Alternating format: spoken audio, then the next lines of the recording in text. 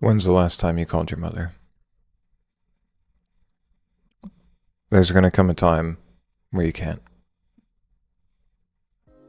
I want to share with you today my experience and how I learned to form deeper relationships. I hope you find it useful. So you might be asking yourself, who are you and why should I care? And I'd like to share a story with you about an experience I had from my own mother. My mother sacrificed a lot for me. And growing up, you go through a rebellious teenager stage, and our relationship in major ways functionally fell apart. And we spent a lot of physical time together. I was home until my 20s when I had, been given the opportunity to finally move out. And then I worked with her on a continuous basis. And I worked inside of a family business. And yet our relationship wasn't super solid. And in some ways, she maintained a great family tradition that I now pick up and maintain today for Sunday dinners. And so even outside of work, I would still, at least one night a week, go over to her house and hang out and have a conversation with some coworkers and family and spend some time together. And that was... and it was good, but it was somewhat superficial in some ways.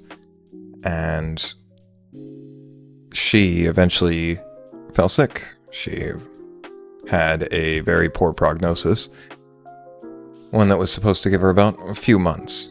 And by whatever grace, she got a few years. And in this time frame, she had somewhat diminished capacity. And I started managing her health out of, perhaps a sense of duty in the situation. And of course, love for her, but not in the way that I'll get into. And so after sacrificing and doing for her for the best outcome that I could effectuate for her health, it took perhaps 6 months before I went back to, oh yeah, I really do owe her everything. And it was like that was there all along. I don't know why I had to wait until so late in the game to finally rediscover that and my appreciation of it. She had her faults. We had our fights. There were things that she was wrong about. There were things that I was wrong about. There were things that I inflamed needlessly. And because of her temperament, there were many more things that she inflamed needlessly. But still yet, our relationship did change. And it came from me finally accepting that, broken as she was, broken as I am, she did want the best for me, and I could finally truly want the best for her. And it took burden and responsibility to do that. And so I'm grateful. I'm very grateful that I had that time and that quality of a relationship with my mother in her late days. And so I opened the video to ask you, when's the last time you called your mother? Not when's the last time you talked to her, not when's the last time, you went to some obligatory family thing with her or something. When's the last time you picked up the phone and called her? And really checked in if she needed anything. Not, hey ma, how you doing? No, fine, honey, not that. No, ma, really, what is it? What's going on? Is your dog okay? You want me to come by on Saturday and help you with the garden a little bit? I know the herbs are coming in, or whatever the thing is, right? Sometimes you have to be the one to push. And there's going to be a whole long history there of mistakes that you've both made. And yet, when you step up in the situation, acknowledging your own inability to be perfect, you open the door for such a deeper relationship and a better, healthier relationship with others. And so I use the example of your mother because there's a last time that comes around, and there's a similar saying, like if you have young kids, right, and they ask you, daddy pick me up or something of that nature, there is a last time they'll ask the question. And so you need to be ready to say yes, and like give that opportunity to other people to say yes to you when you're going to be made available to them. The issue that I had inside of my own life was that I was numbing myself, and this was through like a combination of phone use or social media use, and like much of it was video games. And so I was placating myself in a continuous basis and like kind of tamping down that like innate will and want and desire for like good, healthy relationships inside of my life. And I think that there's a lot of people that do this. Like we look at our social media presence for adulation or confirmation. We look at how many likes something gets, or how many reposts, or it could be like a video game. In terms of like MMOs are especially pernicious for this, because you start forming relationships with like virtual real people, but like in a virtual sense. And then also just like RPG games in general, like you go and act out the role of a character on a continuous basis, and you start to identify with that character rather than like you, right? Like you have a role to play inside of your own life. Stop playing roles in games, right?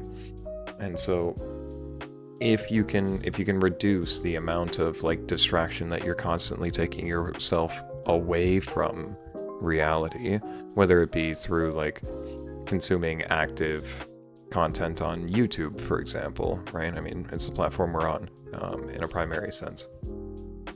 Or if it's going to be, doom scrolling on Facebook and watching shorts and TikTok and such. It's like what you're doing is that you're numbing yourself, and you're taking away your capacity to be there and to be available and to be present. And so what I'm going to tell you to do that like works so well for me is start eliminating these things from your life, or at least eliminate the most severe aspects of them. So like, for example, YouTube and Shorts, there are like apps that you can download in the App Store, for example, that will change YouTube so that like it won't show Shorts anymore. I haven't figured out which app to use yet on this, but like I know that they exist. And so you can go look that up, how to disable Shorts on YouTube or something. And it's like, stop engaging with like the worst parts of this that are like actually frying your want and your drive and your capacity towards being open, right? And so the picture here I have, it shows that like we just get absorbed. Like we just get absorbed in like what is a digital or virtual life instead of actually locking in. And so here I'm going to say that like, yeah, you need to be ready to focus forward at like a target, and to say that like, no, like I really am going to give attention to the situation.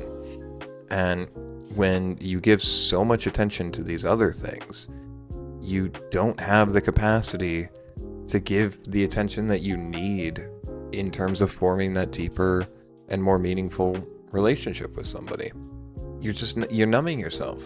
And like, it took me so long to figure that out, and to finally start like fasting entirely from things like continuous video game use. It's like video games are something that like I go visit on rare occasion, right? It's like that's made me more available and given me a higher capacity. And like I discovered this out of like desperation and need in the times where like I couldn't take the time because I had to go look up the clinical trials or do the other things that were necessary here. It was like, that was finally the break that I needed, was that like so much responsibility got thrust on me that like I didn't get to have my escape anymore. And then reality came crashing in. And then when I was back in reality in some way, it brought my capacity up. Like I was able to care. again in a purposeful way. So I want to talk about like the NPC meme, and like, when is the last time that you had a meaningful conversation? And so I've got a couple of guys that I work with, and they're younger, early 20s. And I had the conversation with one of them today. I asked him the question, when's the last time you had a meaningful conversation? And he kind of blankly looked forward and said, I don't know. And like, beautiful, good. Like the humility that it took to answer in that way was great, right? Like he wasn't getting defensive. Now he knows me well and he knows my character, and so he knows that like I'm not trying to do like some weird gotcha thing, but like that's a hard thing to admit. Like the idea that like you can look back and say that like, oh yeah, like I haven't talked to anybody about anything substantial in what might be years. It's like, no, like that's not okay. Like, we're all walking around like a bunch of NPCs. Like, I used to run into this all the time. Like, maybe like I was a bit more involved because I used to be like unhealthily into politics or something of this nature. And so like I would talk to people about politics, but like how much of that was meaningful and like actually changed any opinions and did anything? Like none of it did, right?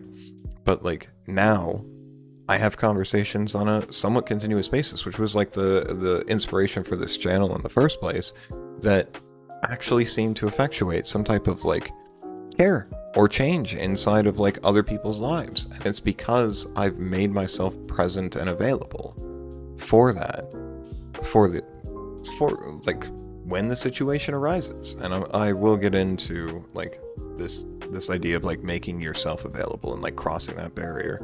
And it's like I said at the beginning of the video, it's like when you get to a point where like your capacity is open for this, like other people are inclined to say yes to you. And I'll get on to more of that later, but like stop tolerating NPC behavior in yourself. Like stop tolerating the, hey, how you doing? Fine, thanks. Okay, good, right? Or like, you know, you catch up with one of your buddies and it's like, how's work, man? No, same as usual. Good, I guess, right? Want to talk about like Fortnite or some shit? Like, no good, right? Like it's we've all got like real things going on inside of our lives, probably, right? Like your buddy probably knows what he's struggling with, right? Like maybe you know that he drinks a little bit too much, right? Maybe you know that he doesn't sleep well. Maybe he doesn't eat right, right? Like when's the last time you asked him like, hey, how you sleeping? Like, what a weird question, right? But the moment that somebody asks you that question, I can tell you the amount of conversations that's led to where the other person has actually started telling me like 5 tangential things that are like really affecting them inside of their life. And it's like, I'm here, like I'm listening, man. Like I know nobody, like I know these conversations don't usually happen, but yeah, sure. Like let's have that conversation. Like tell me about it and I'll tell you about my experiences. And it can be as simple as that, right? Because there's pretty much 2 things that are going to affect like 70% of like your mood in your life, and it's pretty much how you're sleeping and how much you're eating, right? Like differential income doesn't produce a lot of happiness, for example, after you hit like requisite levels of stability, for example. And so what's really affecting people is their day-to-day, and the fact that like nobody's actually checking in on them and wanting the better for them and doing for them, right? And so sometimes it's like, how you sleeping? Not great, you know, like I end up putting a snooze alarm on 10 times or whatever, and it's like, hey, I've watched too many self-help videos. I know that the answer to that is put your phone on the other side of the room. Have you considered doing that? Like, will you do that tonight? And then small things like this, like small bits of insight that you might have, pull out such a big effect on like other people's lives sometimes. And so don't think of yourself as like not having requisite experience. There's this concept of what is like positive and negative wisdom, right? And so like I talk on this channel, I think often enough, from like negative wisdom, like the difficulties of the experiences that I've had, and like the shortcomings and failures and how that led to my growth, right? Yes, I've had success inside of my life in a number of realms, but like in order to like talk about that, right? It's like the stuff where you mess up and you can share that with somebody else, and then how you learn to do a little bit better, like that actually makes a big difference. Like you've probably solved some problems inside of your life, and like you can share that with other people in, you know, in care, in a want for their betterment and good. Here with the two smiles, right? One's genuine, one's like a posed smile, okay? The headline is most relationships are fake and transactional. And when that's kind of okay, like it depends on the circumstance. Like where we don't have a capacity to like really truly get to know the character of and maintain the information of that character beyond very roughly about like 150 people. This is a concept called Dunbar's number. And so I don't know, like just about very few people inside of my life that know 150 people and like care for their well-being and good, right? Like, I mean, unless they're like a pastor or a priest or something, like I don't know that there's anybody that's able to maintain these types of relationships today. Now, you know, maybe I've got like I don't know, a half a dozen people that like I feel that I'm like real close with and like in some ways very directly responsible for. You know, family excluded or something of this nature. And it's like, that's me being open.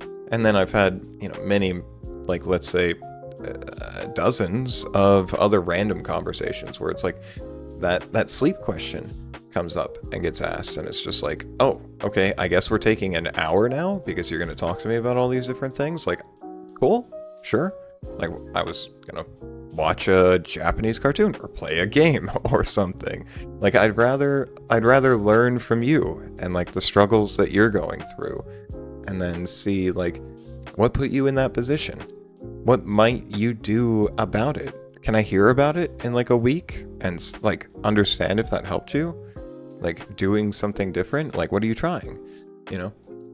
And so these types of like deep meaningful connections are fine on like what would be a small scale. And in some ways there's a saying that like don't start something unless you're going to see it through. Okay. It's a really bad saying, by the way, because sometimes you just have to start something and somebody else will pick it up and finish it. And so you open the door to progress for people in that way. So, like, don't think that it has to be that, like, oh, every time I'm going to have, like, you know, actually inquire about how somebody's doing, like, I have to make them a best friend. Like, no, it doesn't necessarily work that way. But, like, in business and in industry, for example, if you deal with multiple clients or, like, retail or multiple personnel or anything of this nature, it's like, yeah, sometimes you have to pose the smile. And like sometimes you're not going to be capable of like getting to know the person to where you're going to smile kindly and warmly at them. And like there's instances where that's okay, right? But like also still try to keep in your mind the humanity of that person that you're interacting with, and that like they have an equally complex life as you. And like when you start doing that, it increases your empathy with that person. And you can give empathy to a lot more people that you meet. Like you don't have to give all of your like love, care, and affection towards them like you might that kind of, you know, close-knit group of friends and or family. But like you can start to really learn to treat people with dignity when like you frame this perspective that they're probably worthy of love, even if like you don't know them. Like in some way, they're likely worthy of it. Moving on from here, I wanna go into like the pragmatic approach of this, right? So like this don't text call thing, okay? A phone call is so friggin' powerful. You don't know how many people don't get phone calls until you call them. Like, so few people ever actually pick up a phone now, like under 40, let's say, and like actually talk to one another in a good and meaningful and purposeful way. Like, don't text somebody and ask how they're doing. Like, call them and like ask it with a genuine nature, and like they'll hear it in your voice. They'll feel your body's movement across the phone of like, hey man, how you doing? And like if you can do that with somebody that like you want the better for, then they're liable to open up. Like it's a bizarre thing. And so like I've got a couple of guys that like I talk to on the phone almost daily. And it's mainly because like we check in on each other and we like encourage each other to keep aiming up. And then I've got plenty of buds that like I text, you know, some funny cat video to like once a week or whatever, right? And it's like that, it's a different kind of relationship. And then like sometimes, and I'll get into the next portion, like sometimes we'll get together and then that's when the time happens, because like some people are poor on a phone or whatever it might be. But like don't be afraid to make the phone call. Like the worst case is that you hit a voicemail and you're like, hey man, thinking of you. Like, hope you're well. I'll catch up with you soon. That's it. Like, it's no big deal. You left a voicemail, right? Like, there's no penalty to the try and the effort. Like, nobody's going to fault you for trying to make a phone call in this way.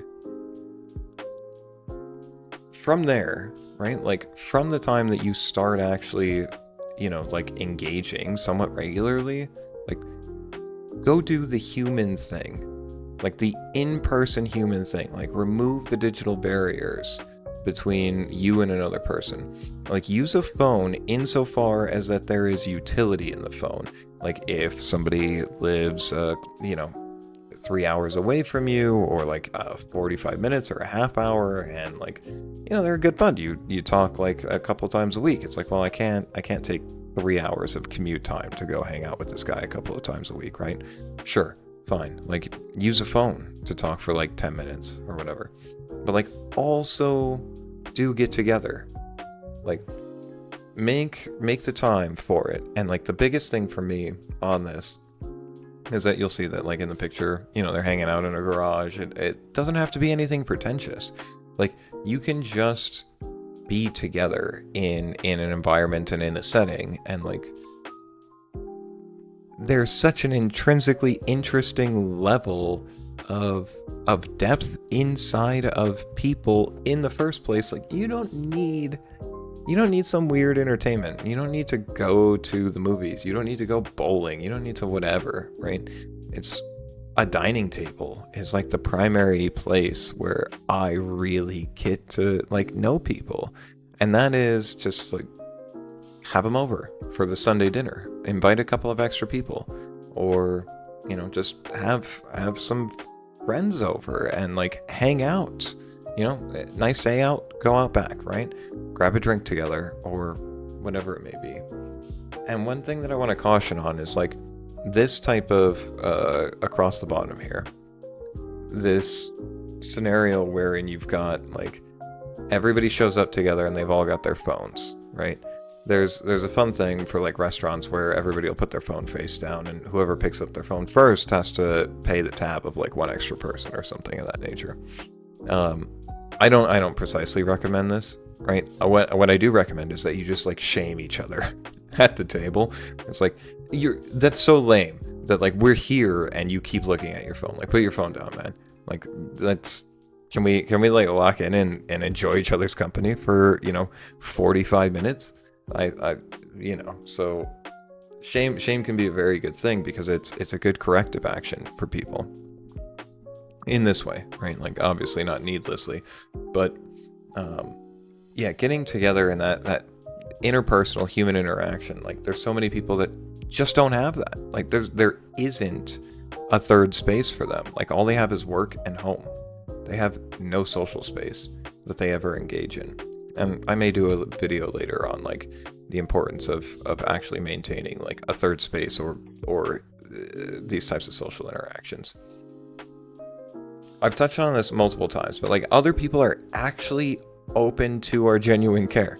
Like when you show a little bit of genuine care, there's like a thirst in people for like, wait, like this is actually my opportunity to talk to somebody about something that I'm dealing with, and like maybe it'll be beneficial for me, maybe it'll be beneficial for them. I've learned so many ways of things not to do that have prevented me from going into pitfalls by just allowing other people to tell me what it is, right? Like in a weird way, it's like Alex Jones with like the just listen to what the globalists are saying to you in the first place. Like if they're gonna tell you what the plan is, and like okay, then you listen to them, right? Like take them at their word. And this works together with like people that you're interacting with will tell you where they've made mistakes, and like you can maybe remember that and avoid it. And so that's also why I often, talk about like where a shortcoming was and how I grew from it inside of this channel. I wanna end this with like a real call to action. So like seriously, you can be him. And like it's a pretty easy first step. Like I said, with the asking somebody if they've been sleeping right, like how have they been eating? I've been tired lately. Oh really? Like is your sleep messed up? No, I've been sleeping okay. It's like, okay, well then, like, are you not eating right? Because yeah, that could be really messing with you. Oh, like your job is crushing you. Like what's wrong there, right? Like what? Is it a manager? Is it a boss? Is it like a specific project? And, okay, like I'm listening, right? And then just the other person even speaking it out often helps them. Like you don't even need to give them the advice half the time, or like your own story that might be like somewhat applicable. Half the time they figure it out themselves just because they've never even bounced it off of somebody. And so just being present and like being an ear, right? And like that's another offer that you can give to people. It's like, if you ever need an ear, right? Like broken as I am, like I don't think that I know enough to fix your situation, right? But like sometimes you need somebody to sound it off of, and like I'll listen. I haven't said it, nobody said no to me on that. And I'm still yet like that kind of line that people will reach out to when they're like in that kind of despair, because I've just made the offer. And so I encourage you that like you can be the one to like take an interest and like open the door, say yes to somebody else. And when you do, like you grow so much from it. Like you benefit from it. It's not just like for the benefit of others. Like you're not giving yourself away in this situation. It's like you're opening this up for like such huge mutual growth. And that's taken me like such a long way in the past couple of years inside of my life, is just like being prepared to hear and to listen and to know that like that person has an equally complex life to me, has a thought process that is, probably in some ways similar to mine, and that like my circumstances could have been theirs in some manner. I could have ended up without like the employ that I have, or without the comfort that I have, or without the family that I have, or without the whatever, right? Like all of these paths, like it's built just my empathy with people, and like returned humanity to me in like seeing other people. And that's bizarre that like I was in a position where I was just stuck as an NPC seeing other NPCs. Don't let that happen to you. Be the one that fixes it by just putting out a hand. I want to say a massive thank you, as I've hit 100 subscribers. It's been an amazing journey already. I'm looking forward to the future. I hope you found it good. If you liked it, please leave a like. All the little metrics matter. If you have any questions, comments, please leave it below. I'm trying to engage with all the comments. And yeah, do subscribe. Every subscriber is still pretty much a milestone to me, being just over 100. So thanks for being here, friends. Just be well.